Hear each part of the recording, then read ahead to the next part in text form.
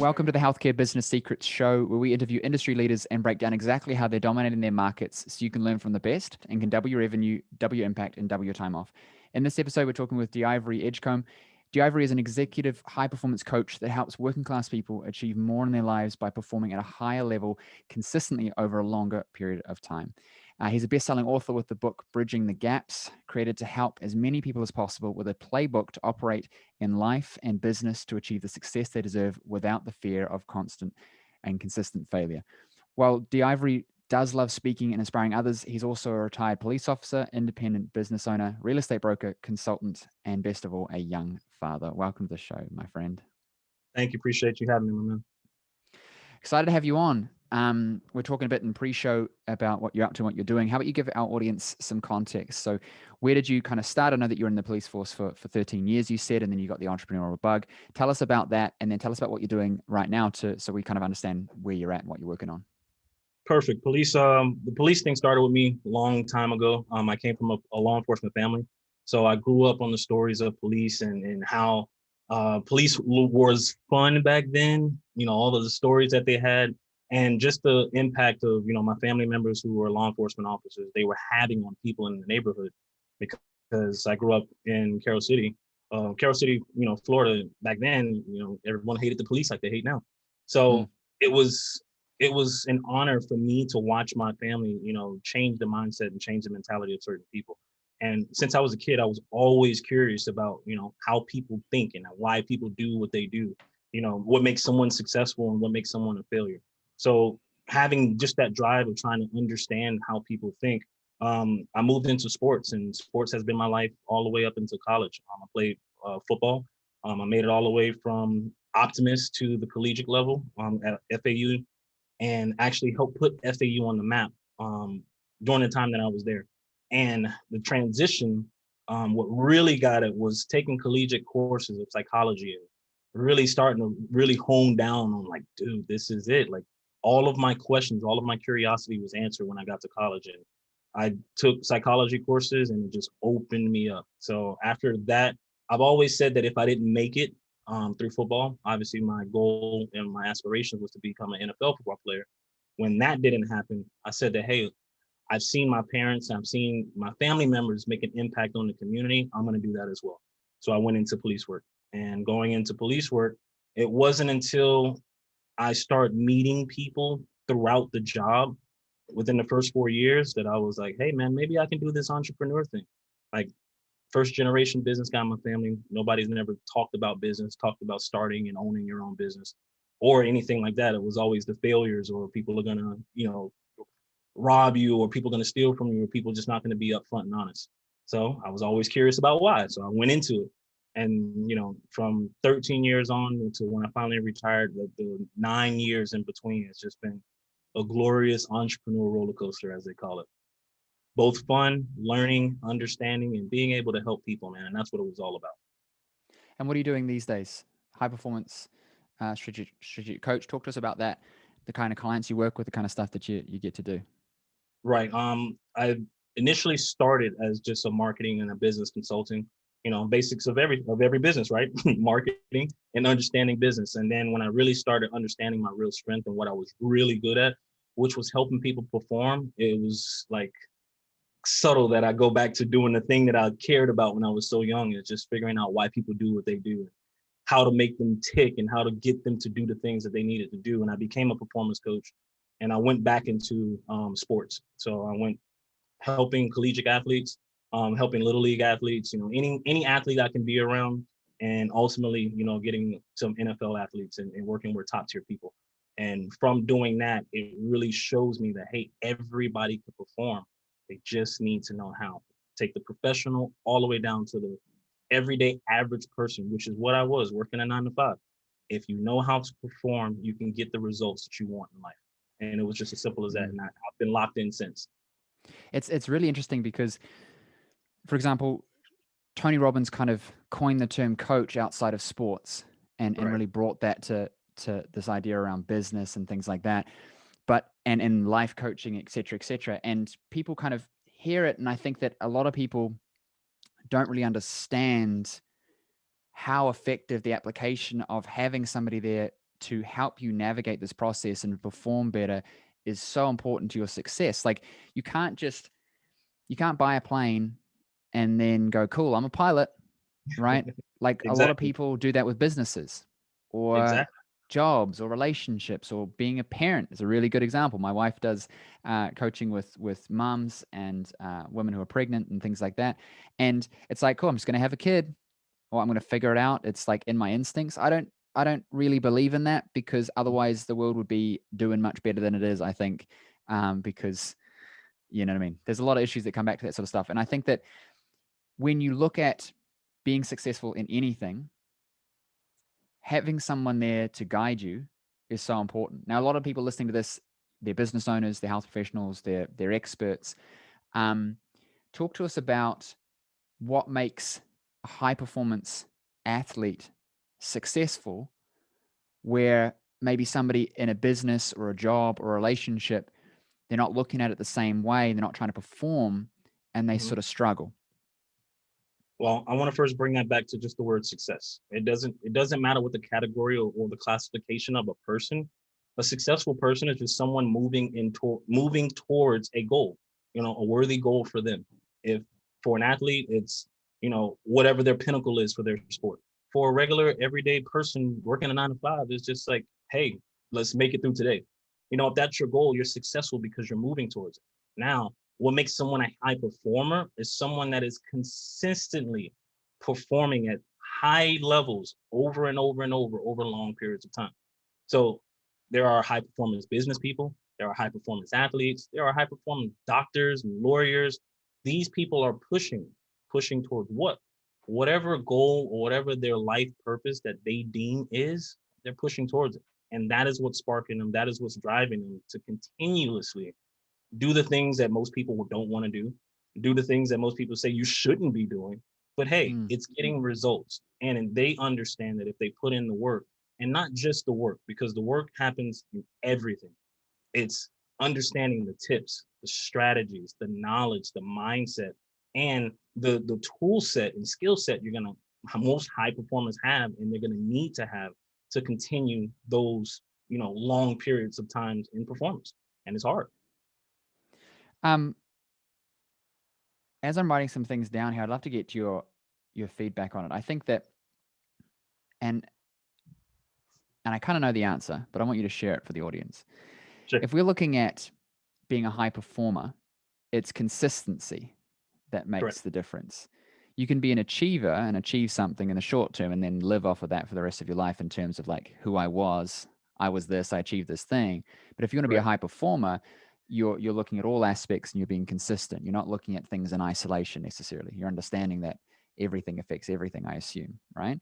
Correct. Um, how much emphasis would you put on consistent, purposeful effort towards achieving, for example, rather than just like they talk about it in sports, right? Practice doesn't make perfect. Perfect practice makes perfect. You can't just shoot some hoops and muck around. You've got to think about the shot. You've got to practice the movement because you're conditioning your body to be able to have muscle memory for the shot, not just shooting some hoops. And Correct. it's the same thing with relationships, with business, etc. What are your thoughts on this? And let's dive down on this. Let's dive deep on it. Well, it's definitely perfect practice makes perfect, but it's understanding and having the clarity of understanding what are you practicing for. If Mm. you don't have the clarity for anything, you're gonna get nothing. Most people, take a person who works a regular job. Their thing is, oh, they get caught in the rat race of life, right? And then they get caught up in the cliches and the things that people are attaching to life, but it's not really their thoughts. It's not really their cliches. They're not the ones saying, hey, I'm in the rat race. No, everyone else is saying you're part of the rat race. Okay, so I guess I'm part of the rat race. That's their clarity. And if they Mm. have that clarity, they're never going to be able to understand where they would want to go. You Mm. can take that same person who has some type of ambition, some type of drive, and they're like, hey, man, I just want more. Like, it's got to be more to life than this. Just that curiosity, awareness to be able to take in new knowledge. And Mm. when they're able to take in new knowledge, they start reframing their beliefs, they start reframing their mindset. Their skill set becomes like, hey, look, this is what I am, but this is what I need. Like, I'm open to the change. I'm open and I'm ready to do that. And now it just becomes the tedious work of just every day, just getting 1% better, just getting 1% better until they're actually someone who is enlightened or has all of this knowledge. And then they're running. It's baby steps. They crawled first, then they start to stumble. And now when they stand up on their own 2 feet and their bones has calcified and they're good to go, they're running. So when you see high performance people in the world today, they're running. And you can't compare yourself to a runner when you don't know how much work they put in to get there. Because belief is a big thing, right? We had 9/11 happen here in the US. That's belief all day. Forget the tragedy of what happened. These people believed that they would cause a change by doing what they did. Forget the impact that they had on people, right? It was their belief.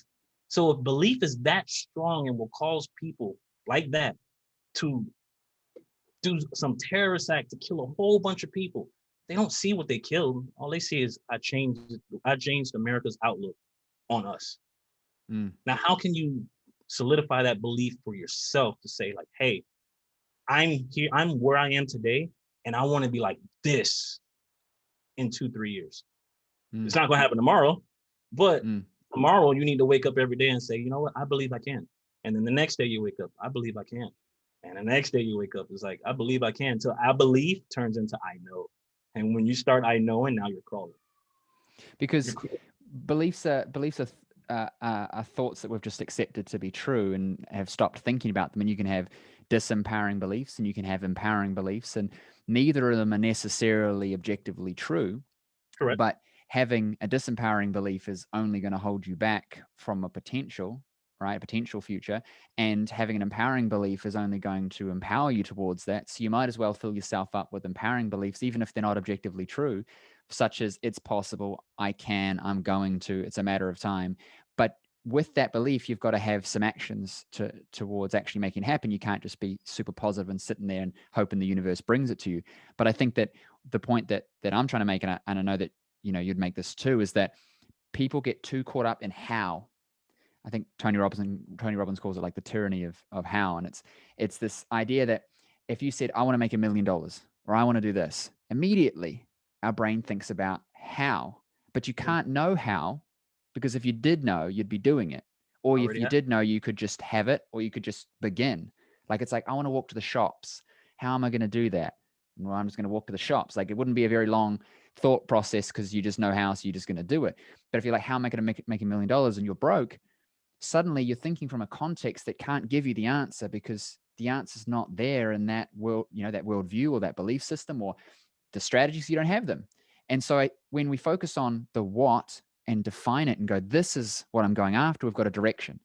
When you have a why, you've got a reason to actually go and do it. Because a lot of people want stuff and they're like, I know exactly what I want, but they don't do anything, even with the treasure map to follow, because they don't have reasons behind it. And I've definitely found that in my own life. I find that with my clients too, right? It's like what and why far outweigh it. Filling yourself with belief keeps you going. And then it's that consistency over time. You can't just want it for 6 days. You know what I mean? And go, oh, didn't come. Like it's that consistent effort. And back to what you said with kids, a great analogy that I always use is like your kid's learning to walk. I got a 2-year-old and I got a 4-month-old. I watched my 2-year-old learn to walk. My 3-month-old is going to start walking, in some months. And it's like, when they are trying to walk and they fall over, at what point should we, as good parents, as good friends, say to them, hey, look, you've tried, you've failed, like, just give up, buddy. You know what I mean? Like, just maybe walking's not for you. Maybe you should just sit in a chair. Maybe you should crawl, because you're hurting yourself. You know what I mean? Look at your bloody knees. Look at your hands. Like, I think you should give up. Best part I tell my anybody who I interact with, and my coaching clients and stuff as well. The word, when you look at kids, you want to think of the word resiliency. Why? Resiliency to them is them just getting up, continuing to try. Resiliency to us is defined as something, right? So we all have infinite potential, right? We said that in the beginning, but you don't know. You don't know where you can go. And most people never push themselves. The reason you don't know and the reason you'll never push yourself is because you adopted a belief at some earlier point in life that you couldn't do something, that may be fed upon something else. And then another thing I also coach on is the words. Words play a big, important factor about how you move. So we can go back and take the word want. Do you want it, or do you just say that you want it? But the word never changed. I said I want it, but yeah, I kind of want it. And then people throw connotations. I kind of maybe should have wanted. Maybe I sometimes want it. No, if you want something and you fully want it, you'll be in full conviction and full belief that you want it. There's that word again. So people throw out a lot of different words, but some of the words that really matter is the belief. Do you have the belief underneath that want? Because if you do, you move mountains. You'd move mountains and do whatever you need to do. One of the old examples is show a mother her kid underneath a car and she'd lift 3,000 pounds immediately. Does that mother go to the gym? Who knows? She does or she doesn't.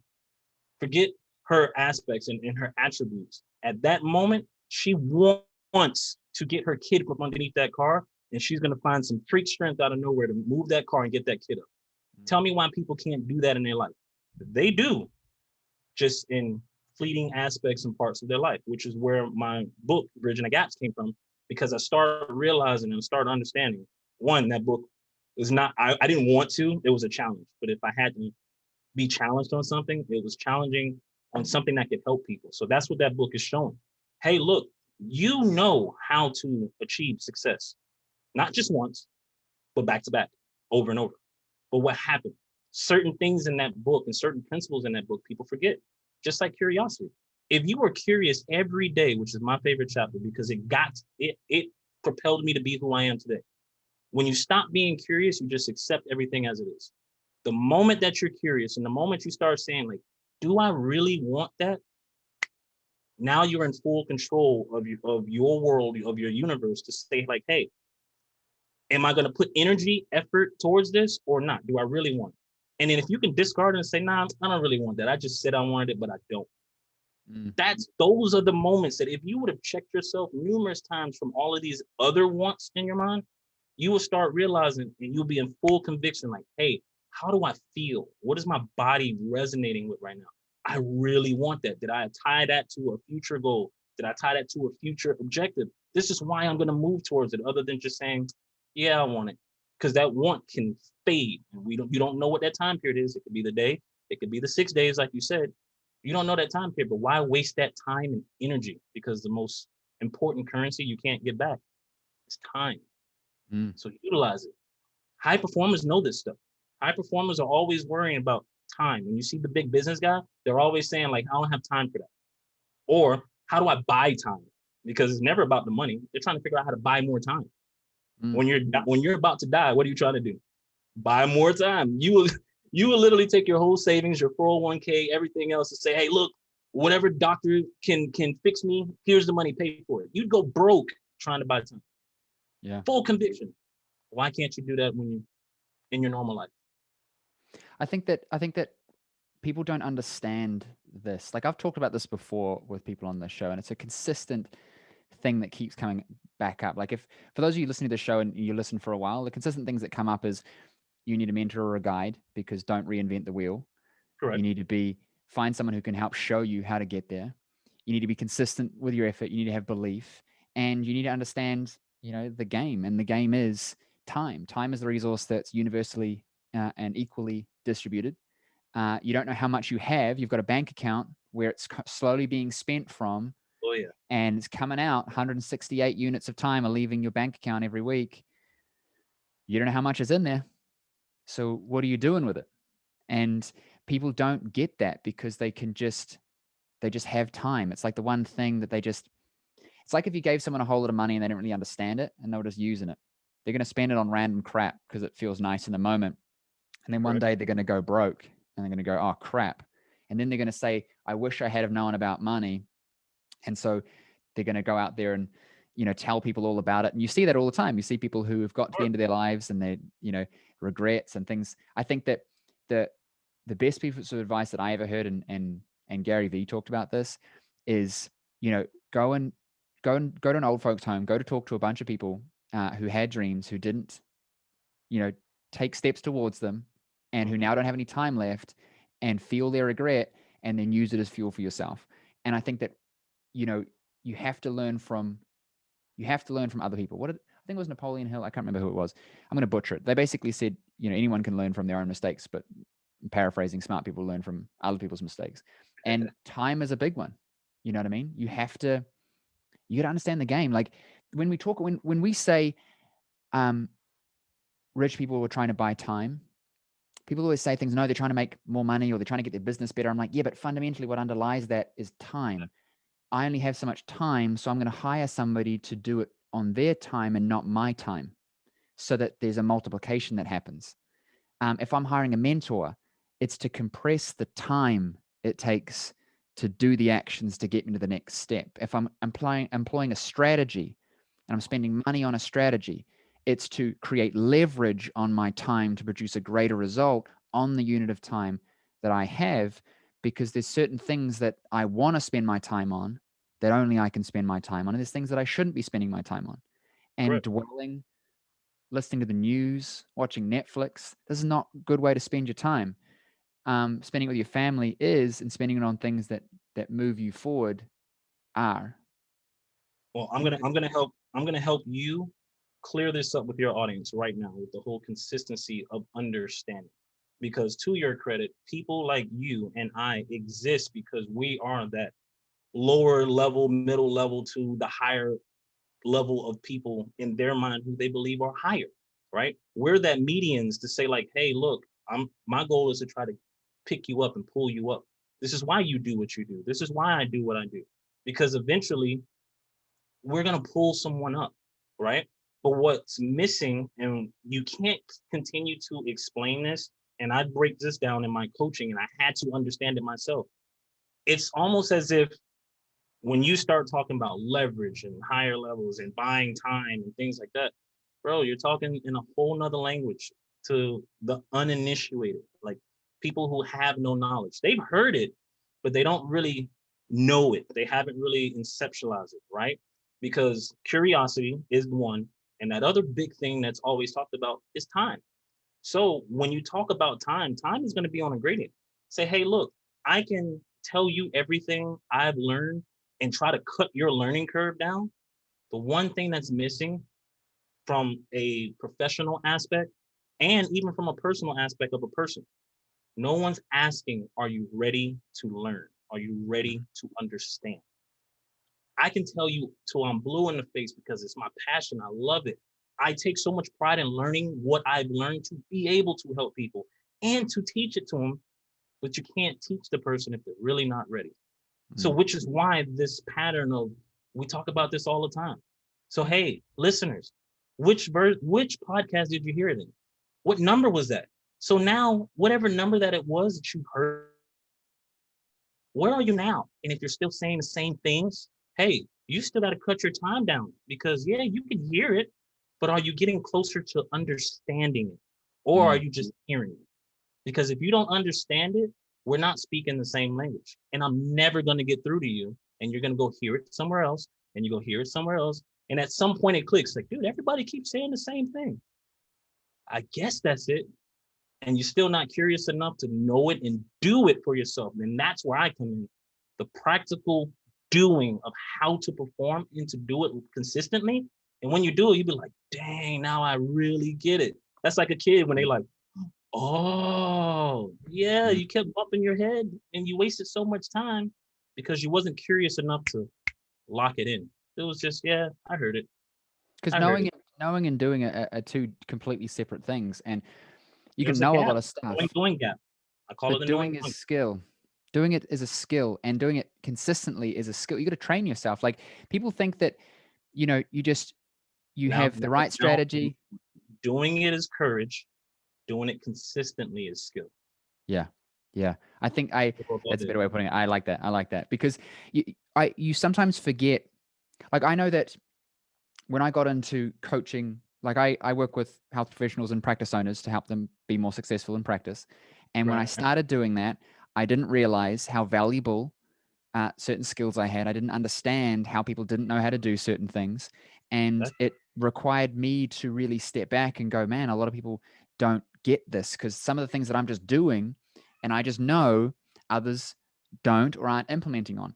And I think that people don't realize that it requires you to know what you want, know why you're doing it, so you know where you're going, and then Clear. practice and practice and practice and have courage and do it and really train yourself to be consistent in your implementation over time despite the result, right? Like you got all these stories. Walt Disney, 300 banks or whatever before they said yes to him, I think it was. He got fired from a newspaper because they said he had no creativity. Like it's classic. It's all over the place.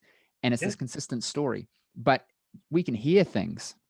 It's just, are we going to have the courage to go and do it? And then are we going to practice and develop the skill of being consistent at doing it? Because everyone loves to look at somebody who's successful and make reasons why they're successful and therefore why I'm not. Why do you think people do that?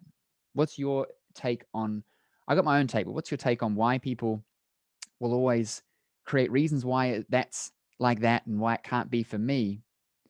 They're fighting numerous battles on all different fronts, which is why people like me exist.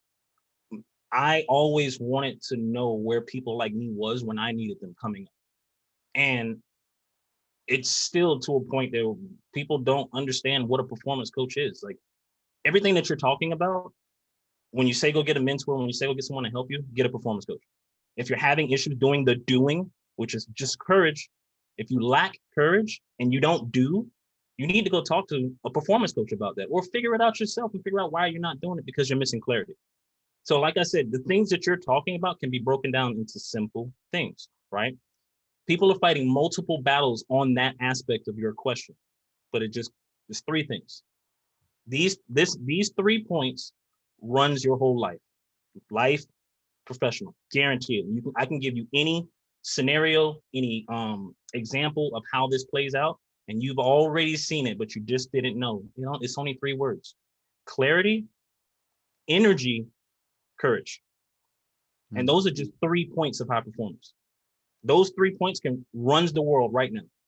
If you have clarity and you have full conviction, with clarity comes belief. With belief comes confidence. With clarity comes action, right? But how can you move and take action when you have no energy? So clarity affects your energy. Clarity makes you want to get up and get moving and do and actually take the action, which is the energy. And then the courage. The courage is the doing this. And this is where people fail. 1 or 3 of those are off every time. And instead of checking 1 or 3 of those, it's, hey, James, man, like, I know what to do, man. Can you just tell me why am I not doing or how? And then you go into trying to figure that out with them subtly. You're never going to get to those 3 aspects because you're just looking from the being of a person. Like, hey, you're another professional like I am. Like, yeah, man, let me talk to you. Let me give you some strategy. Let me give you some tips. But that person never went inward to figure out who they are as a performer. And until you know who you are as a performer, you're either going to be successful in whatever field you're doing, whether you work a job or you own your own business, or you're just going to be that person like we're talking about, never getting it, never able to get it to connect. Because another word in that whole problem is consistency. That's another word that's thrown out. Oh, we got to be consistent. You got to be consistent. Break consistency down and tell me where a person is going to fail at consistency. Habits. Have bad habits, bro. You can't be consistent with bad habits. You can't do a consistent good thing with bad habits. So now you have to fight that person on their habits and their routines and what they're doing, because now when you can correct that, they can consistently do it properly. You're telling someone to consistently do something good when they've always done it bad. So now they're in a fight with duality. I know I could. I know I want to. Shoot, I just can't get it together. Because that's a fight they have to do with themselves, and you have to help them with it. So they can get the reframe and believe like, hey, you've been doing this. And another thing, there is no universal right or wrong. Everyone is living their life. So, hey, in order for you to get this, just understand that you've been doing this wrong. So let's not do that again. Let's try to find a new way, a new right way to do it to where you get that result. Because now people don't never want to be wrong. People are always going for what they believe is right, or, looking for someone to validate that they're right when sometimes that they're wrong. So they're going to go to the wrong people. Hey, man, this person said, yeah, but look at their results. Nah, but they're doing it too.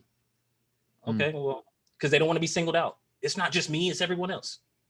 Hey, man, I'm trying to help you. I'm with you. Come on. What result are we looking for? Now, come on. Let's just stop. Let's get there. Let's see where we're going. Because I know you want to consistently do this, but we can't even use that word consistent until we break you down and figure out what you're doing. And then when we figure that out, all I want you to do is do this every day. Take a person who can't get to the gym consistently, health and fitness, right?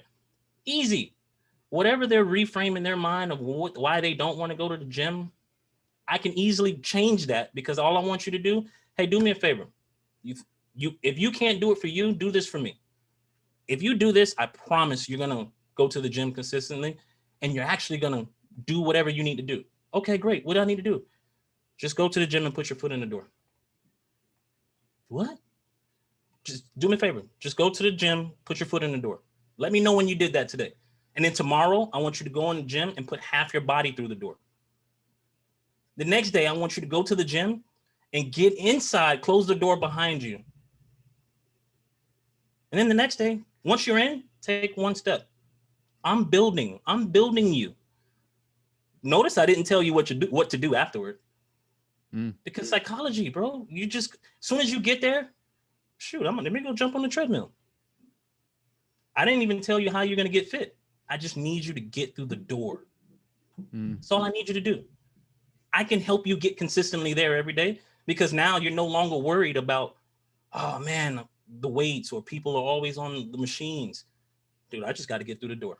Once I get through the door, my body's going to go on autopilot. And then when I walk in, I'm like, nobody's on the treadmill today? Nobody's on the squat rack? Oh man. I can't even have that conversation with you about what workout routine you're going to do, because you haven't even got your body physically through the door. So let me get your body physically through the door first, and then we can start working on your workout later. But just do that consistently for me first. People don't need more information. They don't need more strategies. They don't need what workout. They need to have action and consistency of being there. And I think that it's funny you say that, because we all make up reasons as to why we can't do something, or why something's difficult, or why. But if we actually simplify it down, people, like, I'll give you a really good example, right? Everyone needs to have the shoes. They need to have the yoga pants. They need to have the membership. They need to do this, and then got to go to the gym, and then I got to park, and it's going to take time. And I'm like, why don't you just run to the gym in whatever you're wearing, and then run home, and don't change your clothes. Like, it's overcomplicating it. And I see this with my practice owners. It's creating reasons, creating complexity to do the thing. If there's all these rules in place that must be ticked off before I can do the thing, we're creating this barrier, and we might believe in them, but it's the job of a high performance coach, it's the job of a mentor to help you see that those things are not necessary. And you only know that they're not necessary if you've been through it, if you've seen it, if you've overcome it. Hence why finding the right way to do things from somebody who's already done it is going to be the easiest way of having success, because they can see the pitfalls that you can't see to overcome that. If you just remain curious, just your curiosity alone would get you to learn so much. It's like, dude, how does that person operate like that? Like, why did he do that? Why is he telling me to just walk through the door? Like, I don't get it. That's the point. This is the whole point of life, doing life with people. No one person on this earth is meant to just be alone by yourself. You're meant to live life. You're meant to grow. You grow through others. You grow through people. Napoleon Hill, mastermind. Why is that such an important point for him? Because when you get around other people, it opens up your mind and opens up your intellect. If you're home, which is what COVID happened, how are you masterminding? For the people that are not thinking, they're, oh man, I used to go to work. I miss going to the gym. I was around people. And then look what happened. Zoom says, hello. You guys can use Zoom, duh. Oh man, I really can use Zoom. The best marketing thing Zoom did. Hey, you can use your phone too. Oh man, really? I don't got to be stuck to the computer? Done. Only the curious people would have just been like, dude, how can I? Just like you said, how can I make $1 million? Shoot. All of the things, the moment you start thinking negative about like, dude, oh man, don't even think about that no more. It's think, well, how else? because curiosity gets you to reframe everything outside of what you normally do. And this is just one aspect of life that you are diminished when you are growing up. And if people would just understand just certain principles of life, and so all your viewers, when you were younger, and this is the question I'm going to ask everyone watching us, when you were younger, you dreamed and you daydreamed and all of this stuff, if you did or if you didn't, but at some point you did. And then at some point, someone told you, stop doing that. No, pay attention, do your work. No, pay attention, focus. Because when a kid comes into the world, like we spoke about, the kid is resilient. They're just living and observing. Everything's new to them. Oh my God, don't touch the stove. Yeah, okay. I'm gonna touch the stove anyway, because I need to feel it. I need to understand what it is. You can tell me all day. They need to do that. But at some point, you start adopting someone else's belief. And the first time you did that at life, you might not ever know. It just stacked on top of stacked on top of stacked. So now you're just a suppressed person. You're just walking around doing what everybody else does, saying what everybody else, just believing everything else, even when you deep down don't believe it, because now you're afraid to speak up for yourself and be who you are. They've done studies on this. 101. They've done studies with this. They had people in a room and they had it so that everyone was actors except for the one participant, and they were at the end of the line. And they're awesome. Asking them questions like, what's 1 + 1, and, which ruler is longer and which circle is bigger and which color is darker and things like that. And they went through and you'd have to raise your hands and say, who thinks this one, who thinks that one? And then they'll ask them in order or whatever. And eventually they started changing it up. So where everyone agreed, they then started, the actors, half of them started saying, no, that one's darker. No, this one's longer. Yeah. Until everyone else was doing it. And then the person started to, initially they resisted. They said, no, that one's not. And then eventually they complied and they just did what everyone else did, even though they knew that wasn't the one, because there's this thing in us to be part of the group for survival. But the benefit of living in today's day and age is you can find different groups to be a part of. And it's up to you to be curious enough to look at what are those people doing? Why are they having this success and these groups aren't? What are they doing differently? How are they thinking differently? How are they acting differently? How can I maybe be around that, be part of that, apply those strategies? Curiosity died, brother. Yeah, curiosity died, and it's only people like you and me who promote be yourself, be curious. It's only when you're curious you find things, you figure out things, you figure out yourself, you figure out the world, you figure out what you want to do, you figure out your family. But instead, we're living in a world of conformity because everyone needs to follow the next trend, and then someone wants to follow the trend instead of being a trendsetter. Oh, I'm going to follow the trend because everybody's making money from it or people are getting famous from it. Okay, well, why don't you be a trendsetter? No. If I do this and I get in right now, this is the wave. Okay, well, if everybody's on that wave, are you really free to maneuver? How about go to another wave? Go ride another. It's an abundance of waves. You're in the same ocean. It's an abundance. Go over there and get another one. Start your own lane. Feel better about yourself, because when you ride and you got freedom, now you can do stunts on the waves. You get it? This is not being promoted now. Like, this is the things that's going on right now from a high performance standpoint. It's very easy to pick them out and know exactly who they are because they're crushing it. And why are they crushing it? Because they are just being them. That's their 100% being. People says Elon Musk is an a-hole, right? Oh, that guy's wrong. But he don't apologize for being who he is.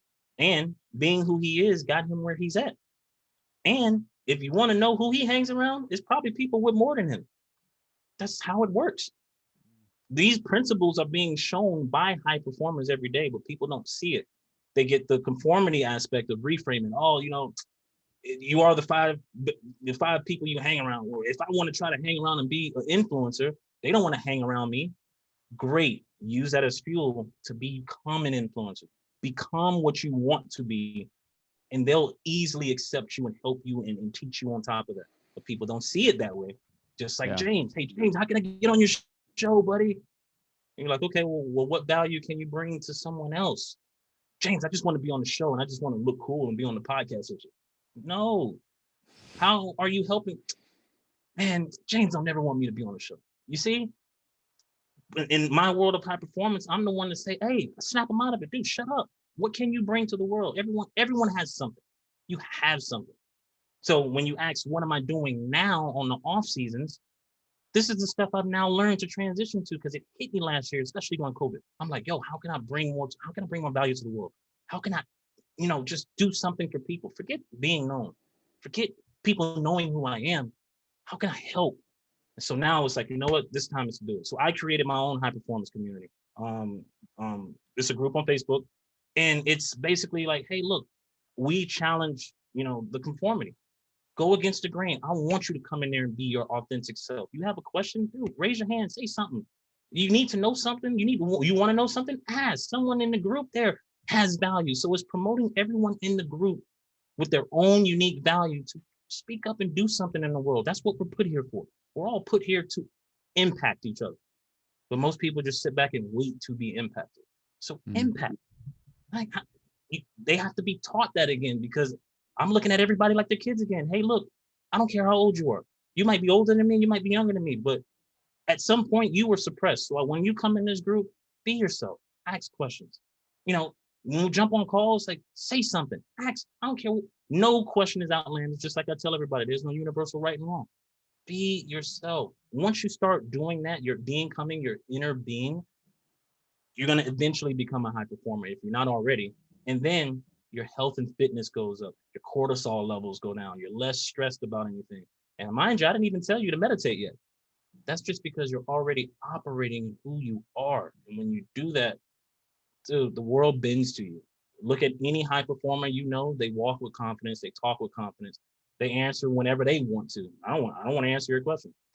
the Facebook trial, that was awesome. Just Zuckerberg has been known to be quiet, right? Never spoke. Hey, Mr. Zuckerberg, you need to say this. I don't need to speak. That's what my lawyer is here for. Oh, he's a dick. No, he understands himself. He's not going to conform to what you want him to do. He knows maybe if he speaks, he messes up. Who knows? But when you see things like that, and I watch that, I'm like, oh my God, that's awesome. He's being himself. Look at his poise, look at his character, look at his body language. Everything resonates with you.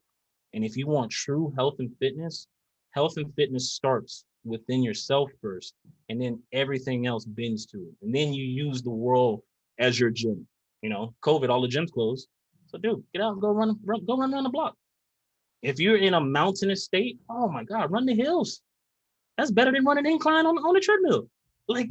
Think outside the box. And when you resonate with yourself, all of these things come into play, and you're now like, the world is bending to me. You wake up every day like, what can I do today? I woke up today excited to be on this show because I didn't even know how much of it related to health until I started thinking. I'm like, oh my goodness. No wonder why I wake up at 4 a.m. Like, not because I want to. I wake up because it's a lot I have to get done, but I need that 1 hour of gym time for myself. I need to go run. I need to go if it's weights, I go to the gym. If it's not, I go run around the block. I do sprints. I make things hard on myself just because I'd be like, you know what? I accomplished this. I did it to myself because I did years of coaches doing it to me. And all of the stuff adds up, you know what I mean? And I think people look at it as, I need this one thing to achieve my goal. It's like, no, it forms a foundation. How you do everything is how you do everything. And look, dude, I want to segue here. I'm conscious of your time. Where can our audience connect with you online if they're interested in more of the stuff, if they're wanting to lift their level of performance up? Connect.divoryedgecomb.com. So connect.divoryedgecomb.com has all of my social medias, has trainings, has a video all about me. It's just one page where you can go that spreads you out anywhere and everywhere that you would want to learn further or learn more. So one thing I would love for you to do is go to connect.divoryedgecomb.com and join the AEX community. I would love for you to open yourself up, become who you are, become who you resonate with. And if you don't know that, we'll help you figure it out. Amazing. Thank you so much, dude. There's been so much value in this episode. I really appreciate you and love your energy. You take care. Take care, my man. Thank you for listening to the show. If you liked the episode, please hit subscribe and leave us a review. I'd really appreciate it as it helps us get our episodes out to more people just like you who want to know how to increase their revenue, impact more people, and build businesses that work for the lifestyle they want. Now, I know your time is valuable, and I know that you are here to learn the secrets to success in your health business. So I have something special for you just for checking out the episode. Now, if you're a health professional, coach, or trainer in business, and you're serious about growing a profitable, impactful business, then pay attention, because as a listener of the show, I want you to win. And so I've created a host of resources available exclusively for listeners of the show. So if you're tired of trying to figure out this game of business, marketing, and sales all on your own, and you're ready to just implement what's already proven to work rather than reinventing the wheel, I want you right now to go and check out healthcarebusinesssecrets.com/insider. And there you'll find over $5,000 worth of trainings, resources, and coaching available only for listeners of the show. There I'll give you the resources on everything from how to acquire 10 times more of your ideal clients using social media and paid ads, even referrals, how to increase your client conversion into packages at an 80 to 90% conversion rate like me, how to retain your clients for longer, getting them better results and making them happier, how to increase your prices and charge a premium to work with you, and how you can build a multi-six, even 7-figure practice just like I did, but with 1/10 of the time and 1/10 of the effort. What I want you to realize is that everything I teach comes from exactly what I did to have success and still have success in my own health business, and I want to share that with you so you can have success too. So go check out healthcarebusinesssecrets.com/insider right now and let me help you win big in your health business. Also remember to subscribe for 2 episodes every week full of the secrets to have success in your health business, as well as leave us a review so we know what you thought of the show. And I'll see you on the next episode.